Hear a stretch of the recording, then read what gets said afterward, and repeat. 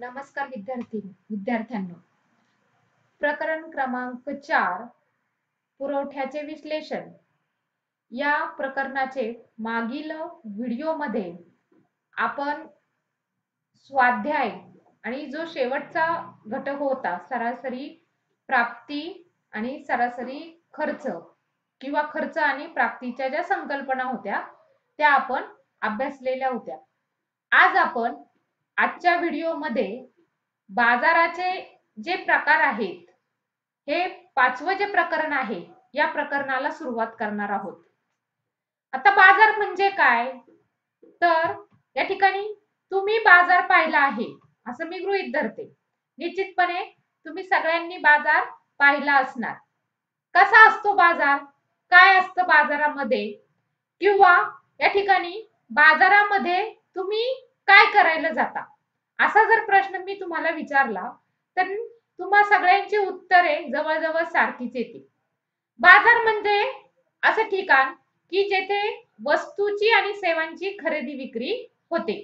बाजार म्हणजे असं ठिकाण की जेथे वस्तू आणि सेवांची काय होते, खरेदी विक्री होते. कोण असतं या बाजारामध्ये, तर या बाजारामध्ये तुम्हाला विक्रेते दिसतील, ग्राहक दिसतील, बरोबर आहे की नाही. हे सोडून आणखी कोण असणार आहे का, निश्चितपणे नाही. विक्रेते असणार आहेत की जे आपले वस्तू विकण्यासाठी बसलेले असतील, आणि ग्राहक असतील की ज्यांना ज्या वस्तूंची बाजारात असणाऱ्या ज्या वस्तू आहेत त्यांची काय असणार आहे, गरज आहे, म्हणून त्या ठिकाणी ते त्या वस्तू खरेदी करण्यासाठी आलेले असतील. असे विक्रेते आणि ग्राहक तुम्हाला बाजारपेठेमध्ये दिसतील. सगळ्यात महत्वाची गोष्ट म्हणजे बाजारामध्ये तुम्हाला एक न दिसणारा किंवा अस्तित्वात आहे परंतु ज्या पद्धतीने ग्राहक दिसतात किंवा त्या ठिकाणी विक्रेते दिसतात हे या गोष्टी दिसणार नाहीत. म्हणजे ग्राहक दिसतील, विक्रेते दिसतील, पण एक अदृश्य गोष्ट तुम्हाला त्या ठिकाणी की जी गोष्ट तोंडाने व्यक्त केली जाते परंतु ती त्या ठिकाणी दिसत नाही, अशी म्हणजे किंमत. तुम्हाला बाजारपेठेमध्ये किंमत सुद्धा मिळेल की प्रत्येक वस्तूची असणारी किंमत ही त्या ठिकाणी कशी असेल, तर समान असेल किंवा वेगवेगळी असेल. जसं त्या ठिकाणी बाजारातील वस्तूंची क्वालिटी त्या पद्धतीने त्या वस्तूची काय असेल, किंमत असेल. मग बाजार म्हणजे विशिष्ट ठिकाण किंवा स्थळ, की हा जो बाजार आहे हा विशिष्ट ठिकाणी भरतो किंवा स्थळावरती भरतो. आपण म्हणतो की मला बाजारात जायचंय. मग कुठे जायचंय, तर मला बाजारात जायचंय. बाजार म्हणजे काहीतरी विशिष्ट ठिकाण ठरलेलं असेल, विशिष्ट जागा ठरलेली असेल, ज्या जागेवरती, ज्या ठिकाणावरती, ज्या स्थळावरती तुम्ही जाता आणि त्या ठिकाणी काय करता, वस्तू आणि सेवांची खरेदी करता किंवा त्या ठिकाणी उत्पादक विक्रेते अशा बाजाराच्या ठिकाणी येतात आणि आपल्या वस्तूंची काय करतात, विक्री करतात. म्हणजे सामान्यतः बाजार म्हणजे विशिष्ट ठिकाण किंवा स्थळ होय, असं आपण काय केलेलं आहे, गृहीत धरलेलं आहे की बाजारामध्ये तुम्ही जाता म्हणजे विशिष्ट ठिकाणी जाता, विशिष्ट स्थळावरती जाता आणि त्या ठिकाणी काय करता, वस्तूंची विक्री करता किंवा वस्तूंची खरेदी करता. जिथे वस्तू व सेवांची खरेदी विक्री केली जाते. पण अर्थशास्त्रात बाजार म्हणजे काय, तर एक विशिष्ट ठिकाण नसून हे सर्वसामान्य झालं की जिथे वस्तू आणि सेवांची काय केली जाते, खरेदी विक्री केली जाते. परंतु बाजार हे अर्थशास्त्राच्या दृष्टीने हे एक सर्वसामान्य ठिकाण नाहीये. तर ती अशी व्यवस्था आहे की जिथे काय आहेत, तर विक्रेते आहेत, ग्राहक आहेत आणि या विक्रेते आणि ग्राहकांमध्ये प्रत्यक्ष आणि अप्रत्यक्षरित्या त्या ठिकाणी काय येत असतो, संपर्क येत असतो आणि वस्तू आणि सेवांची काय होत असते, देवाणघेवाण होत असते. आता पहा, आपण ऑनलाईन खरेदी करतो, बरोबर आहे. कोणीतरी त्या ठिकाणी ऑनलाईन वस्तूंची विक्री करणारा त्या ठिकाणी काय आहे, विक्रेता आहे आणि आपण घरी बसून त्या ठिकाणी खरेदी करणारे ग्राहक आहोत. आता प्रत्यक्षरित्या आपण दोघांच्या समोरासमोर येतोय का, नाही. अप्रत्यक्षरित्या आपण काय करतोय, एकमेकांच्या समोर येतोय आणि या समोर न येता अप्रत्यक्षरित्या या दोन्ही गोष्टींमध्ये, या दोन्ही व्यक्तींमध्ये काय होतं, ते वस्तू आणि सेवांची काय होते, देवाणघेवाण होते. मग प्रकरण क्रमांक 5 मध्ये बाजाराचे प्रकार हे जे प्रकरण आहे, या प्रकरणामध्ये तुम्हाला प्रस्तावनेमध्ये निदान हे तर लक्षात आलं असेल की आपल्याला काय पाहिजे. निश्चितपणे बाजाराच्या अशा काही संकल्पना पाहिजेत किंवा बाजाराचे असे काही प्रकार पाहिजेत. त्या अगोदर बाजार म्हणजे काय, जी तुम्हाला सर्वसामान्य एक संकल्पना माहिती आहे, ती तुम्हाला या ठिकाणी मी प्रस्तावनेमध्ये काय केलेली आहे, स्पष्ट केलेली आहे. बाजार म्हणजे काय, तर विशिष्ट ठिकाण किंवा स्थळ. हे सर्वसामान्य आपण म्हणतो की तुम्हाला जर विचारलं बाजार म्हणजे काय, तर बाजार मग तुम्हाला लगेच मरकळचा बाजार आठवेल की हा बाजार म्हणजे काय, तर मरकळचा बाजार. मग या बाजारामध्ये काय, तर त्या बाजारामध्ये तुम्हाला काय काय मिळतं, तर विविध प्रकारची फळं मिळतात, भाजीपाला मिळतो, किराण्याचं साहित्य मिळतं, ज्या घरगुती वस्तू आहेत त्या मिळतात. म्हणजे अशा असंख्य गोष्टी आहेत की ज्या बाजारात मिळतात. परंतु त्या ठिकाणी बाजारात जाण्यासाठी विशिष्ट ठिकाणी किंवा स्थळावरती तुम्हाला जावं लागतं, तेव्हा तुम्ही बाजारात गेलात असं म्हणता येतं. म्हणजे ते तुम्हाला घरपोच होते का, नाही. तुम्हाला या ठिकाणी बाजार करायचा आहे, म्हणजे त्या ठिकाणी विशिष्ट ठिकाणी किंवा स्थळावरती जावं लागतं, तेव्हा तुमचा बाजार काय होतो, पूर्णपणे त्या ठिकाणी वस्तूंची काय होते, खरेदी होते. म्हणजे त्या वस्तू आणि सेवांची खरेदी विक्री केली जाते, तो म्हणजे काय, बाजार. ही एक सर्वसामान्य बाजाराचा अर्थ आहे की विशिष्ट ठिकाण किंवा स्थळ किंवा जिथे सर्वसामान्य वस्तू आणि सेवांची काय केली जाते, खरेदी विक्री केली जाते, असं स्थळ किंवा ठिकाण म्हणजे बाजार. पण अर्थशास्त्रात बाजार म्हणजे एक विशिष्ट ठिकाण नाही. अर्थशास्त्रामध्ये पहा मी काय म्हणते, बाजार म्हणजे एक विशिष्ट ठिकाण नाही, तर ती अशी व्यवस्था आहे की ज्यामध्ये विक्रेते आणि ग्राहक प्रत्यक्ष आणि अप्रत्यक्षरित्या एकमेकांच्या संपर्कात येतात आणि वस्तू आणि सेवांची काय होते, खरेदी विक्री होते. म्हणजे असं ठिकाण आहे की ज्या ठिकाणी त्या स्थळाला किंवा त्या ठिकाणाला भेट दिलीच म्हणजे वस्तूंची खरेदी विक्री होत नाही असं नाही, तर त्या ठिकाणी त्या स्थळाला किंवा ठिकाणाला भेट न देता सुद्धा काय होतं, अप्रत्यक्षरित्या वस्तू आणि सेवांची खरेदी विक्री करता येते. म्हणजेच काय, तर बाजार. मग आता या बाजाराच्या व्याख्या काय आहे, तर निश्चितपणे अर्थशास्त्रामध्ये या बाजाराच्या विविध अशा व्याख्या केलेल्या आहेत. त्यातली जी महत्वाची व्याख्या आहे, ती महत्वाची व्याख्या आपण काय करणार आहोत, या ठिकाणी पाहणार आहोत. कोणाची आहे ती व्याख्या, तर ऑगस्टीन कुर्नी यांची ही पहिली व्याख्या आपण पाहतोय. मग ऑगस्टीन कुर्नी या अर्थशास्त्रज्ञाच्या मतानुसार बाजार म्हणजे काय, तर ज्या ठिकाणी वस्तूंची खरेदी विक्री केली जाते. पहा, ज्या ठिकाणी वस्तूंची खरेदी विक्री केली जाते अशी एखादी विशिष्ट जागा म्हणजे बाजार नसून, प्राध्यापक कुर्नी यांना काय म्हणायचंय की ज्या पद्धतीने आपण प्रस्तावनेमध्ये पाहिलं की वस्तूंची खरेदी विक्री करणारे जे ठिकाण आहे, सर्वसामान्य ही व्याख्या पाहिली, ते ठिकाण म्हणजे बाजार. परंतु ऑगस्टीन कुर्नी यांना काय म्हणायचंय की ज्या ठिकाणी वस्तूंची खरेदी विक्री केली जाते अशी एखादी विशिष्ट जागा म्हणजे बाजार नसून, ते म्हणतात की अशी विशिष्ट जागा म्हणजे बाजार नाहीये, तर असा संपूर्ण भूप्रदेश की ज्यात खरेदीदार आणि विक्रेते यांचा परस्परांशी इतका जवळचा संबंध असतो की ज्यामुळे एकाच वस्तूची किंमत सर्वत्र कशी झालेली असते, सहजपणे लवकरच समान होण्याची प्रवृत्ती आपल्याला बाजारामध्ये दिसते. पहा, कुर्नी यांची व्याख्या आपण पाहतोय आणि ते म्हणतात की ज्या ठिकाणी वस्तूंची खरेदी विक्री केली जाते अशी एखादी विशिष्ट जागा म्हणजे बाजार नसून, अशी एखादी विशिष्ट जागा म्हणजे बाजार नसून, तर असा संपूर्ण भूप्रदेश की ज्यात खरेदीदार आणि विक्रेते यांचा परस्परांशी काय आलेला असतो, इतका जवळचा संबंध असतो की ज्यामुळे एकाच वस्तूची किंमत काय होते, सर्वत्र सहज आणि लवकर समान होण्याची प्रवृत्ती असते. म्हणजेच या सगळ्या गोष्टी ज्या ठिकाणी होतात ते ठिकाण म्हणजेच काय, या ठिकाणी बाजार. अशी ऑगस्टीन कुर्नी यांनी काय केलेली आहे, बाजाराची व्याख्या केलेली आहे. पुन्हा एकदा ही व्याख्या मी सांगते की ज्या ठिकाणी वस्तूंची खरेदी विक्री केली जाते अशा एखादी विशिष्ट जागा म्हणजे बाजार नसून, असा संपूर्ण भूप्रदेश की ज्यात खरेदीदार आणि विक्रेते यांचा परस्परांशी इतका जवळचा संबंध येतो की ज्यामुळे एकाच वस्तूची किंमत बाजारपेठ बाजारपेठेमध्ये सर्वत्र सहजपणे आणि अगदी लवकर त्या ठिकाणी काय होते, समान होण्याची प्रवृत्ती दिसते. मग अशी जी संकल्पना आहे ती म्हणजेच काय, त्या ठिकाणी बाजार. या ठिकाणी ऑगस्टिन कुर्नी यांची ही व्याख्या आहे. म्हणजे आपल्याला अशा प्रकारे बाजार ही एक संभाव्य ग्राहक आणि संभाव्य विक्रेते यांच्यातील परस्पर संबंधाचे एक जाळे आहे. संभाव्य ग्राहक आणि संभाव्य विक्रेते यांच्यातील परस्पर संबंध आणि त्यांच्यामध्ये निर्माण होणारं जे जाळं आहे ते जाळं म्हणजेच काय, तर बाजार. या ठिकाणी वरील व्याख्येचं स्पष्टीकरण तुम्हाला अशा पद्धतीने करता येऊ शकतं की संभाव्य ग्राहक आणि संभाव्य विक्रेते यांच्यातील परस्पर संबंधाचे जे जाळे आहे ते म्हणजेच काय, बाजार.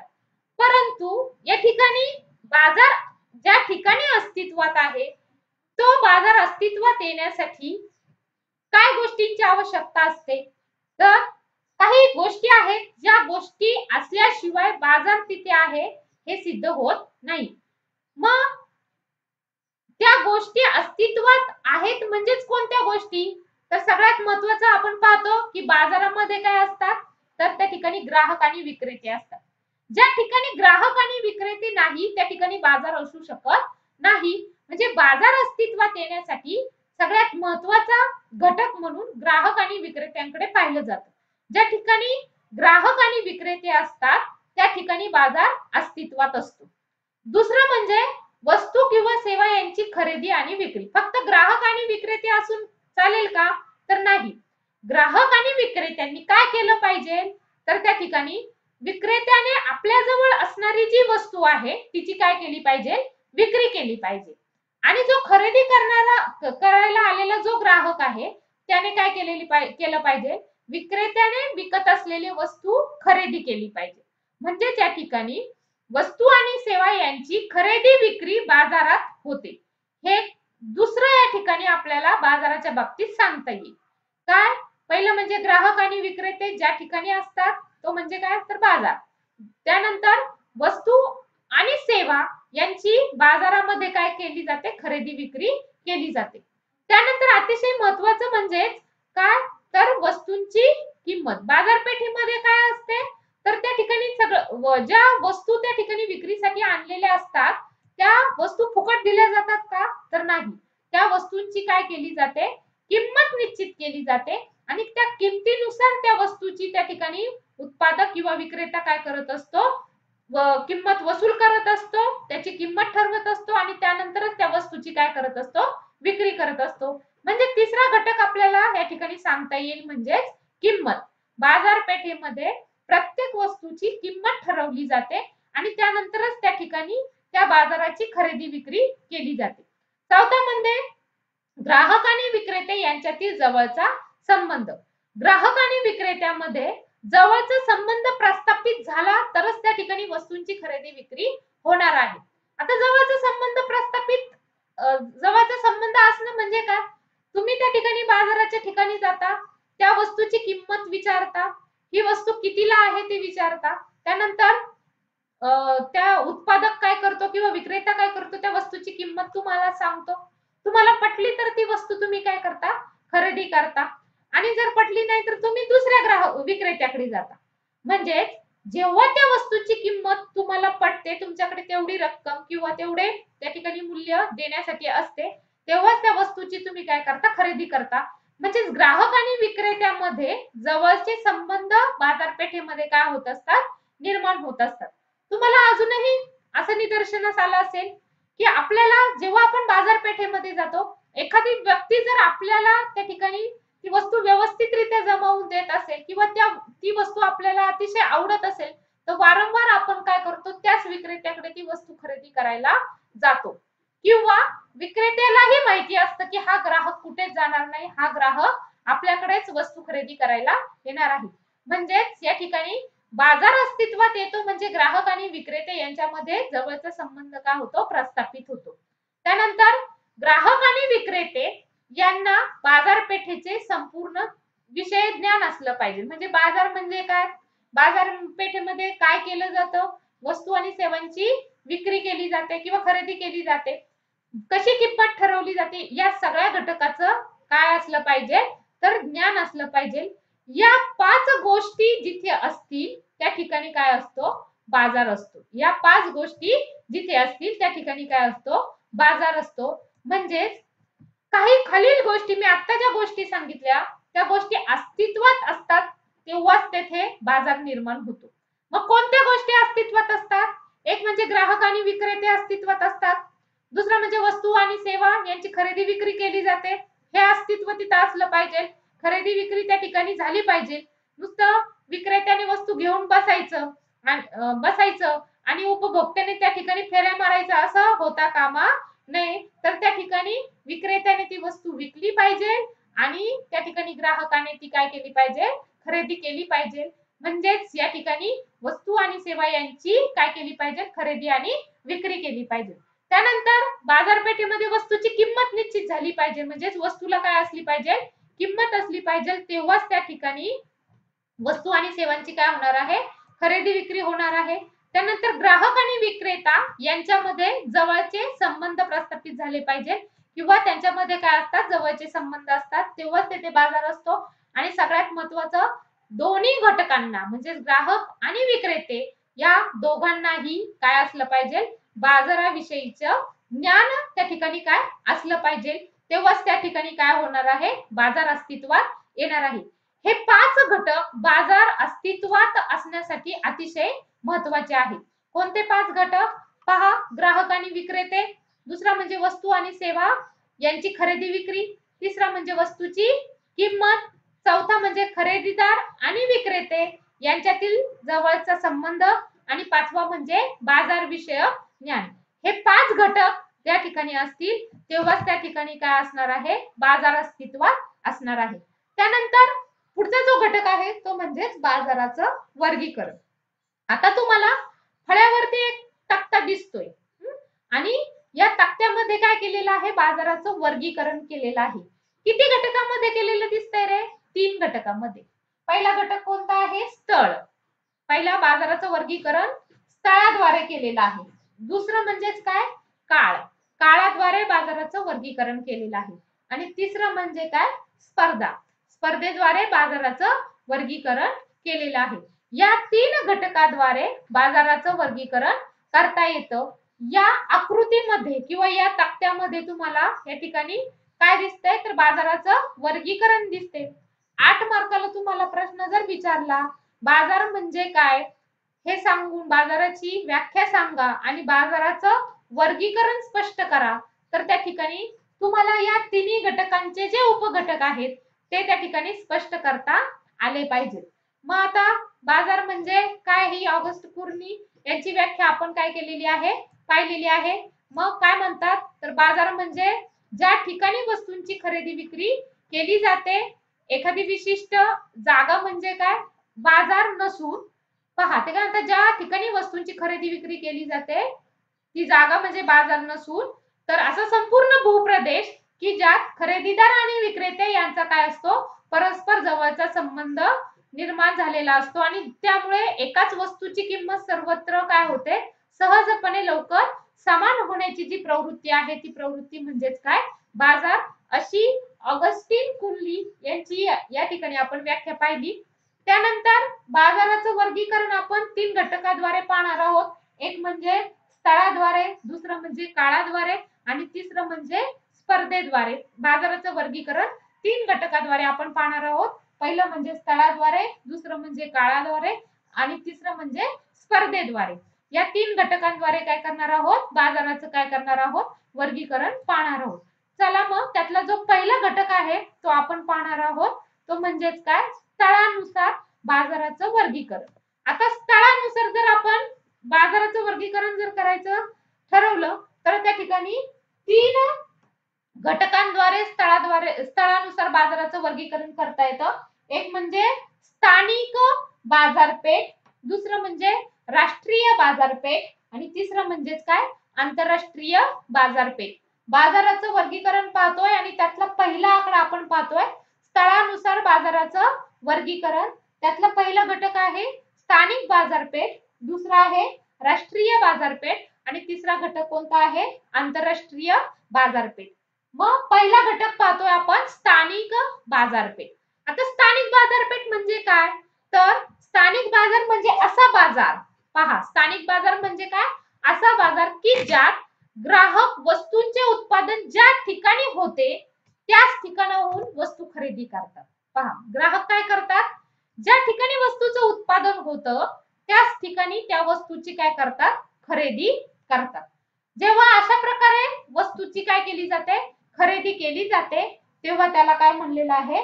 स्थानिक बाजारपेठ असं म्हणलेलं आहे. स्थळानुसार बाजाराचं वर्गीकरण आपण पाहतोय. त्यातला पहिला प्रकार म्हणजे काय? स्थानिक बाजारपेठ. स्थानिक बाजार म्हणजे असा बाजार, स्थानिक बाजार म्हणजे काय? असा बाजार की ज्यात ग्राहक काय?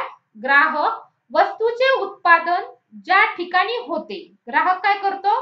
ज्या ठिकाणी वस्तूचं उत्पादन होतं त्याच ठिकाणाहून वस्तू खरेदी करतो. आता उदाहरण जर द्यायचं झालं तर मरकळचा बाजार घ्या. मरकळच्या बाजारामध्ये काय होतं? गावातीलच जे शेतकरी आहेत त्या ठिकाणी ते शेतकरी काय करतात? वस्तूची विक्री करण्यासाठी येतात आणि गावातीलच ग्राहक काय करतात? त्या वस्तूची काय करतात? खरेदी करतात. म्हणजे त्या ठिकाणी स्थानिक बाजार म्हणजे काय? ज्या ठिकाणी वस्तूची उत्पादन झालेलं आहे त्याच ठिकाणी वस्तूची काय केली जाते? विक्री केली जाते. म्हणजे ज्या ठिकाणी वस्तूचं उत्पादन ज्या ठिकाणी होते त्याच ठिकाणाहून वस्तू काय केली जाते? खरेदी केली जाते. आता उत्पादन, शेतीचं उत्पादन कुठे होते? मरकळमध्येच होते आणि त्याच ठिकाणी जे त्याच गावातील जे लोक आहेत ते लोक काय करतात? त्या वस्तूची काय करतात? खरेदी करतात. मग असा जो बाजार आहे तो म्हणजेच काय? त्या ठिकाणी स्थानिक बाजारपेठ. स्थळानुसार बाजाराचा पहिला प्रकार कोणता? स्थानिक बाजारपेठ. स्थानिक बाजार म्हणजे असा बाजार की ज्यात ग्राहक वस्तूचे उत्पादन ज्या ठिकाणी होते त्याच ठिकाणाहून वस्तू काय करतात? खरेदी करतात. तेव्हा त्याला काय म्हणलेलं आहे? स्थानिक बाजारपेठ असं म्हणलेलं आहे. याचं उदाहरण अजून एक तुम्हाला देता येईल की सागर किनारी असणारे जे लोक आहेत, पहा सागरातून मिळणारे जे मासे आहेत त्या ठिकाणी माशांचं उत्पादन सागरात न होतं आणि त्याच ठिकाणी त्या ठिकाणी मासे काय केले जातात? विकले जातात. म्हणजेच ज्या ठिकाणी त्याचं उत्पादन होतंय त्याच्याच कडेला या ठिकाणी काय करतात? विक्रेते विक्री करण्यासाठी बसलेले असतात आणि सागराच्या कडेला असणारे जे ग्राहक आहेत त्या वस्तूचं काय करतात? खरेदी करतात. जेव्हा अशा पद्धतीने जिथे उत्पादन होतं त्याच ठिकाणी त्याची खरेदी केली जाते तेव्हा त्याला काय म्हणलेलं आहे? स्थानिक बाजारपेठ असं म्हटलेलं आहे. दुसरा जो प्रकार आहे तो म्हणजे राष्ट्रीय बाजारपेठ. आता राष्ट्रीय बाजारपेठ म्हणजे काय? राष्ट्रीय बाजार हा देशांतर्गत बाजार असतो. राष्ट्रीय बाजार हा कसा असतो? देशांतर्गत बाजार असतो. म्हणजे देशाच्या ज्या भौगोलिक सीमा आहे त्या भौगोलिक सीमेच्या आतमध्ये जो बाजार चालतो तो म्हणजेच काय? राष्ट्रीय बाजार. देशाच्या ज्या भौगोलिक सीमा आहे त्या भौगोलिक सीमेच्या आतमध्ये जो बाजार चालतो तो म्हणजेच काय? राष्ट्रीय बाजार. हा काय असतो? देशांतर्गत बाजार असतो. हा कसा असतो? देशांतर्गत बाजार असतो. प्रत्येक राष्ट्रीय बाजारपेठेला त्या देशातील नियम लागू होतात.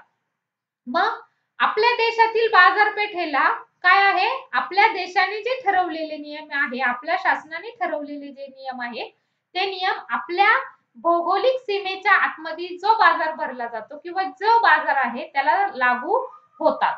मग राष्ट्रीय बाजार म्हणजे काय? राष्ट्रीय बाजार हा कशामध्ये भरला जातो? तर देशांतर्गत बाजार, देशाच्या आतमध्ये तो भरला जातो. देशाच्या भौगोलिक सीमेच्या आतमध्ये हा बाजार असतो आणि सगळ्यात महत्त्वाचं, प्रत्येक राष्ट्रीय बाजारपेठेला त्या देशातील नियम काय होत असतात? लागू होत असतात. म्हणजे तेथील शासनाने जे नियम केलेले आहे बाजाराबाबतीत ते नियम त्या बाजारपेठेला, राष्ट्रीय बाजारपेठेला काय होत असतात? लागू होत असतात. हा दुसरा त्या ठिकाणी प्रकार स्थळाचं वर्गीकरण करत असतानाचा दुसरा राष्ट्रीय बाजारपेठ हा दुसरा काय केलेला आहे? प्रकार आपण पाहिलेला आहे. तिसरा म्हणजेच काय? तर तो म्हणजे आंतरराष्ट्रीय बाजारपेठ. बाजारातील स्थळ बाजाराचे वर्गीकरण आपण पाहतोय त्यातला तिसरा प्रकार आपण पाहतोय आंतरराष्ट्रीय बाजारपेठ. आता आंतरराष्ट्रीय बाजारपेठ म्हणजे काय? तर आंतरराष्ट्रीय बाजारपेठ ही जागतिक बाजारपेठ असते की जगाच्या पातळीवरती ही बाजारपेठ काय होत असते? चालत असते आणि ज्यामध्ये राष्ट्राच्या ज्या सीमा आहेत त्या ओलांडून वस्तू आणि सेवांचे आदान प्रदान केले जाते. आता आपण पाहतो की आपल्या देशातील माल हा जेव्हा दुसऱ्या देशामध्ये काय केला जातो, निर्यात केला जातो किंवा दुसऱ्या देशातील माल आपल्या देशामध्ये आयात केला जातो, तेव्हा त्या ठिकाणी त्या बाजाराला काय म्हटलं जातं, तर आंतरराष्ट्रीय बाजार असं म्हटलं जातं. आंतरराष्ट्रीय बाजार ही जागतिक बाजारपेठ असते. आंतरराष्ट्रीय बाजार ही काय असते, जागतिक बाजारपेठ असते आणि त्यामध्ये राष्ट्रीय सीमा आहेत देशाच्या ज्या, त्या ओलांडून वस्तू आणि सेवांची काय केली जाते, खरेदी विक्री केली जाते किंवा आदान प्रदान केलं जातं. असा हा तिसरा जो बाजाराचा प्रकार आहे स्थळ बाजारानुसार, तो म्हणजे आंतरराष्ट्रीय बाजार. स्थानिक बाजारपेठेमध्ये त्याच ठिकाणी वस्तूचं उत्पादन केलं जातं आणि त्याच ठिकाणी काय केली जाते, खरेदी केली जाते. राष्ट्रीय बाजारपेठेमध्ये काय केलं जातं, तर हा देशांतर्गत बाजार असतो, म्हणजे देशाच्या सीमांच्या आतमध्ये हा बाजार चालतो आणि राष्ट्रीय बाजारपेठेला त्या देशातील जे नियम आहेत ते लागू होतात.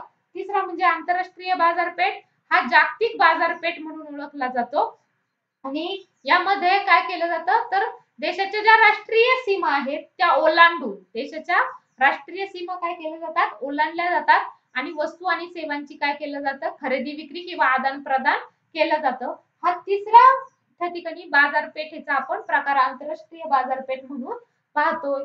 म्हणजे स्थळानुसार स्थानिक, राष्ट्रीय आणि आंतरराष्ट्रीय बाजारपेठ हे बाजाराचं वर्गीकरण करता येतं. आता दुसरा जो प्रकार आहे तो म्हणजेच काय, काळानुसार बाजाराचं वर्गीकरण. आता काळ म्हणजेच काय, तर कालावधी. काळ म्हणजेच काय, कालावधी. मग कालावधीनुसार बाजाराचं वर्गीकरण करता येतं का, तर निश्चितपणे काळानुसार या ठिकाणी बाजाराचं वर्गीकरण करता येतं. त्या ठिकाणी त्याचे 4 प्रकार पडतात. पहिलं म्हणजे काय, तर अत्यल्प काळ, दुसरं म्हणजे काय, अल्प काळ, तिसरं म्हणजे दीर्घ काळ आणि चौथा म्हणजे अति दीर्घ काळ. पहा, आपण 4 प्रकार पाहतोय काळानुसार बाजाराचे. त्यातला पहिला प्रकार काय आहे, अत्यल्प काळ. आता अत्यल्प काळ म्हणजे असा काळ की ज्यामध्ये वस्तूंचा पुरवठा वाढवता येत नाही. पहा, अत्यल्प काळ म्हणजे असा काळ की ज्यामध्ये वस्तूचा पुरवठा वाढवता येत नाही. त्यामुळे वस्तूची किंमत मागणी निर्धारित करते. पहा, वस्तूची किंमत कोण निर्धारित करतंय, मागणी. म्हणजे त्या ठिकाणी त्याचा पुरवठा वाढवता येणार नाही. एखादी वस्तू बाजारपेठेमध्ये विक्रीला ठेवली आणि अचानकपणे त्या ठिकाणी काय झालं, तिला खूप मागणी आली. मागणी आली म्हणून त्या ठिकाणी उत्पादकाला वाटलं आता खूप मागणी आहे, मग मी तिचा पुरवठा काय करतो, वाढवतो, म्हणजे जास्त वस्तू बाजारपेठेमध्ये विकायला आणतो. तर त्या ठिकाणी अत्यल्प कालखंडामध्ये अत्यल्प काळाचा जो बाजार असतो त्या ठिकाणी काय केलं जातं, अचानकपणे पुरवठा वाढवता येत नाही आणि या अत्यल्प काळामध्ये वस्तूची जी किंमत आहे ती मागणी निर्धारित करते. त्या वस्तूला किती मागणी आहे त्या मागणीवरून त्या वस्तूची काय निर्धारित होत असते, किंमत निर्धारित होत असते. मग या ठिकाणी वस्तूची किंमत मागणी निर्धारित करते आणि हा काळ काही दिवसांचा किंवा आठवड्यांचा असतो. हा काळ काय किती असतो, तर काही दिवस. किती दिवस, तर काही दिवस किंवा काही आठवड्यांचा असतो, ज्यात वस्तूंचा पुरवठा वाढवता येत नाही. तो म्हणजेच काय, अत्यल्प काळ. बाजाराचा वर्गीकरणाचा दुसरा प्रकार आपण पाहतोय काळ आणि त्यातला पहिला प्रकार म्हणजेच काय, अत्यल्प काळ. मग अत्यल्प काळ म्हणजे असा काळ की ज्यामध्ये वस्तूंचा पुरवठा वाढवता येत नाही आणि त्यामुळे वस्तूची जी मागणी आहे ती मागणी वस्तूची किंमत काय करत असते, निर्धारित करत असते. म्हणजेच मी आता सांगितलं, ज्या पद्धतीने वस्तूला मागणी असते ती मागणी जर जास्त असेल तर त्या ठिकाणी वस्तूची किंमत काय केली जाते, जास्त आकारली जाते आणि त्या वस्तूची मागणी जर कमी असेल तर ग्राहक त्यावेळेस पण काय करू शकतो की ती वस्तू संपवण्यासाठी किंवा ती खूप जास्त शिल्लक राहते म्हणून त्या ठिकाणी त्या वस्तूची कमी किंमत आकारून ती वस्तू काय करू शकतो, त्या ठिकाणी त्याची विक्री करू शकतो. म्हणजे अशा पद्धतीने वस्तूची किंमत कोण निर्धारित करतंय, तर त्या वस्तूला असणारी जी मागणी आहे ती मागणी त्या वस्तूची किंमत निर्धारित करते. याचा जो कालावधी आहे हा काही दिवसांचा किंवा आठवड्यांचा असतो आणि ज्यात वस्तूंचा पुरवठा वाढवता येत नाही. पहा, अत्यल्प काळामध्ये 4 गोष्टी अतिशय महत्त्वाच्या आहेत. अत्यल्प काळ म्हणजे असा काळ की ज्यामध्ये वस्तूंचा पुरवठा वाढवता येत नाही. काय केलं जातं? वस्तूचा पुरवठा वाढवता येत नाही. याची किंमत कशावरून ठरवली जाते? दुसरा मुद्दा म्हणजे मागणी याची किंमत निर्धारित करते. पहा, या अत्यल्प काळामध्ये बाजारामध्ये त्या वस्तूची किंमत मागणीवरून निर्धारित केली जाते. तिसरा म्हणजे की याचा जो कालावधी आहे तो काही दिवसांचा किंवा आठवड्यांचा असतो. याचा कालावधी किती असतो? काही दिवस किंवा आठवडे. आणि ज्यात वस्तूंचा या थोड्या दिवसामध्ये म्हणजे काही दिवसांमध्ये किंवा आठवड्यांमध्ये वस्तूचा पुरवठा वाढवता येत नाही. म्हणजे का वाढवता येत नाही? कारण हा बाजार किती कालावधीसाठी असतो? तर काही दिवसांसाठी असतो किंवा काही आठवड्यांसाठी असतो. त्यामुळे या बाजारपेठेमध्ये वस्तूचा पुरवठा वाढवता येत नाही. अशा बाजाराला काय म्हणलेलं आहे? अत्यल्प कालावधीचा बाजार. त्यानंतर दुसरा जो प्रकार आहे तो आपण या ठिकाणी पाहणार आहोत आणि तो म्हणजेच काय? दुसरा प्रकार आपण पाहतोय तो प्रकार कोणता आहे? तर तो म्हणजेच अल्पकाळ. दुसरा प्रकार आहे अल्पकाळ. आता अल्पकाळ हा एका वर्षापेक्षा कमी कालावधीचा काळ असतो. अल्पकाळ हा किती असतो? तर एका वर्षापेक्षा कमी कालावधीच्या काळासाठी हा बाजार त्या ठिकाणी भरलेला असतो किंवा चालतो. या काळात वस्तू आणि सेवांचा पुरवठा काही प्रमाणात आदानांचे किंवा त्या ठिकाणी समायोजन करून काय केलं जातं? वस्तूंचा पुरवठा वाढवता येणं शक्य होतं. पहा, काही थोड्या प्रमाणामध्ये काय केलं जाऊ शकतं? तर त्या वस्तूचा पुरवठा वाढवता येणं शक्य होतं. म्हणजेच अल्पकाळ हा एका वर्षापेक्षा कमी कालावधीचा असतो. अल्पकाळ हा काय आहे? एका वर्षापेक्षा कमी कालावधीचा काळ आहे आणि या काळात वस्तू आणि सेवांचा जो पुरवठा आहे तो काही प्रमाणात त्याचं जे आदान आहे त्या ठिकाणी उदाहरणार्थ काय सांगता येईल? श्रम. श्रमाचा वापर करून त्या ठिकाणी काय करता येईल? वस्तूचा पुरवठा काही प्रमाणामध्ये काय करता येऊ शकतो? त्या ठिकाणी वाढवता येणं काय होतं? तर शक्य असतं. तो दुसरा प्रकार म्हणजेच काय? अल्पकाळ. याच्यामध्ये आपण 3 महत्त्वाचे घटक पाहिलेत. हा जो आहे तो अल्पकाळ हा एका वर्षापेक्षा कमी कालावधीचा काळ असतो. या काळामध्ये वस्तू आणि सेवांचा पुरवठा काही प्रमाणात आदानांचं उदाहरणार्थ श्रमाचं समायोजन करून काय करता येऊ शकतो? तर त्याचा पुरवठा वाढवता येऊ शकतो. अशा 3 मुद्द्यांमध्ये तुम्ही अल्प काळ बाजाराचं वर्गीकरण काय करू शकता? लिहू शकता. काळानुसार लिहू शकता. त्यानंतर तिसरा म्हणजे दीर्घकाळ.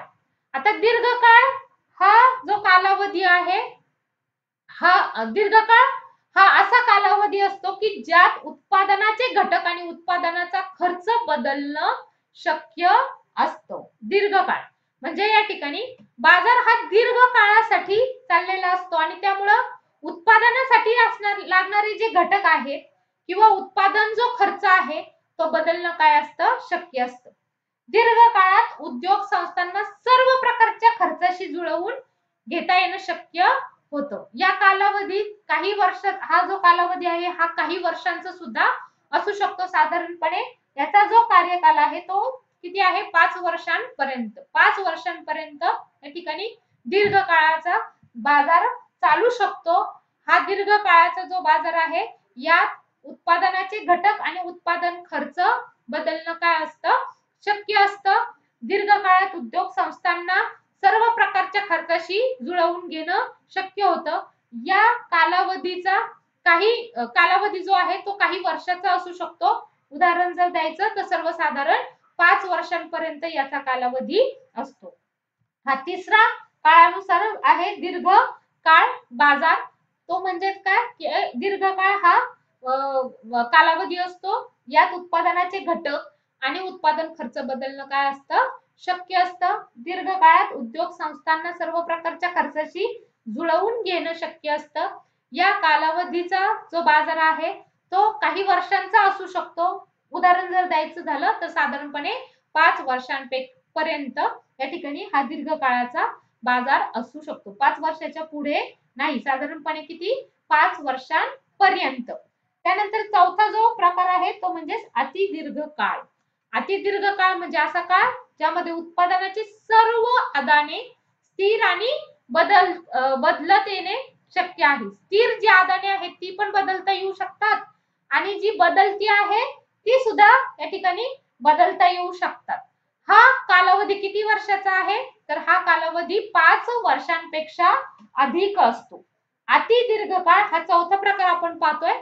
अति दीर्घ काळामध्ये हा असा काळ आहे, तो अति दीर्घ काळ म्हणजे असा काळ ज्यामध्ये उत्पादनाची सर्व आदानं, कोणती आदानं उत्पादनाची? स्थिर. आता स्थिर म्हणजे काय? मी मागच्या तासाला पाहिलं की उत्पादन प्रक्रियेमध्ये स्थिर घटक असतात. स्थिर कोणते? उदाहरणार्थ ज्याच्यावरती एकदाच खर्च करावा लागतो, पुन्हा करण्याची गरज नाही. उदाहरणार्थ त्या उत्पादनासाठी लागणारी जमीन, वाहतुकीसाठी लागणारं त्या ठिकाणी काय? तर वाहतुकीसाठी लागणारं वाहन, एखादं यंत्र की जे एकदा घेतल्यानंतर कित्येक वर्ष त्या ठिकाणी चालू शकतं, आणि सगळ्यात महत्वाचं त्या उत्पादनासाठी लागणारी जी इमारत आहे ती, ही जी स्थिर आदानं आहे तिच्यावरती एकदाच खर्च करावा लागतो. याच्यामध्ये बदल करता येऊ शकतो. अति दीर्घ काळ जो बाजार आहे या स्थिर आदानांमध्ये काय करता येऊ शकतो? बदल करता येऊ शकतो. आता बदलते कोणते आहेत? बदलते म्हणजे श्रमिकांचं वेतन सारखं बदलत असतं, श्रमिक सारखे बदलावे लागतात, वाढवावे लागतात, कमी करावे लागतात. त्यानंतर इंधन आहे, ऊर्जा आहे, या प्रकारची जी आदानं आहेत किंवा उत्पादनाचे जे घटक, उत्पादनाचा जो कच्चा माल आहे तो कच्चा माल सुद्धा काय करावा लागतो? तर त्या ठिकाणी प्रत्येक वेळेस वस्तूचं उत्पादन करत असताना खरेदी करावा लागतो. मग अशा प्रकारची जी बदलती आदानं आहेत ती सुद्धा या ठिकाणी बदलता येऊ शकतात. म्हणजेच अति दीर्घ काळ म्हणजे असा काळ की ज्यामध्ये उत्पादनाची सर्व आदानं म्हणजे स्थिर आणि बदलती ही दोन्ही बदलणे शक्य असते, आणि याचा जो कार्यकाल आहे किंवा कालावधी आहे तो 5 वर्षांपेक्षा अधिक असतो. याचा जो कार्यकाल आहे तो किती? 5 वर्षांपेक्षा अधिक असतो. पहा, आपण काळानुसार पाहतोय. काळानुसार जर पाहिलं तर आपण कालावधी पाहूया. कालावधीचा जर आपण विचार केला तर त्याच्यामध्ये पहिला जो आहे अत्यल्प काळ, हा जो काळ आहे हा काही दिवसांचा किंवा आठवड्यांचा असतो. हा जो आहे काही दिवसांचा किंवा आठवड्यांचा असतो. अचानकपणे पुरवठा वाढवता येत नाही आणि त्याची जी त्या बाजारात असणारी जी वस्तूची किंमत आहे ती कोण करतं? तर मागणी निर्धारित करते. त्यानंतर दुसरा जो घटक आहे तो म्हणजेच अल्पकाळ. अल्पकाळ हा 1 वर्षापेक्षा कसा असतो? कमी कालावधीचा असतो.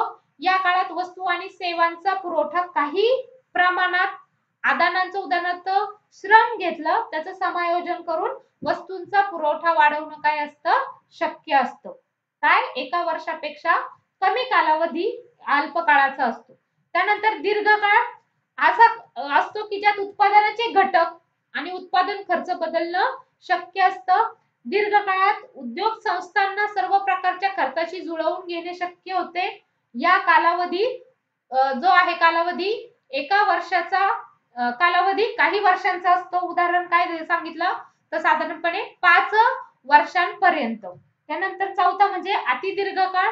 अतिदीर्घ काळ म्हणजे असा जो काळ आहे की ज्यामध्ये उत्पादनाचे सर्व आदाने, उदाहरणार्थ स्थिर आणि बदलती, याच्यामध्ये बदल करणं शक्य असतं आणि याचा जो कालावधी आहे तो 5 वर्षांपेक्षा अधिक असतो. अशा पद्धतीने बाजाराच्या वर्गीकरणाचा दुसरा जो घटक आहे तो म्हणजे काळ, आणि त्या काळाचे 4 प्रकारामध्ये आपण बाजार पाहिले. अत्यल्प काळ बाजार, अल्प काळ बाजार, दीर्घ काळ बाजार आणि अतिदीर्घ काळ बाजार.